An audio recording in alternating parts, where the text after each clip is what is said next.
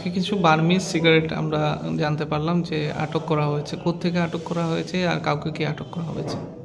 হ্যাঁ, আমরা আজকে চিনি বাগান যে আমাদের একটা নাকা পয়েন্ট আছে, ওইখানে আমরা 24/7 আমরা চেকিং করি।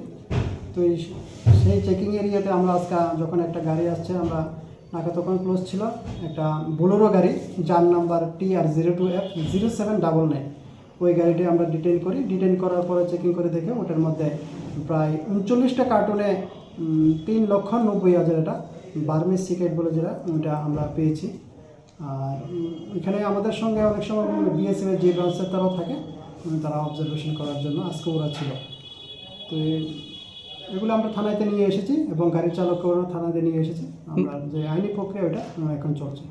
গাড়ি চালকের নাম কি? গাড়ি চালকের নাম সুদীপ নাথ ৩৫, বাবার নাম শ্রী শিরোমণি নাথ, তিলতই, PS পানিসাগর।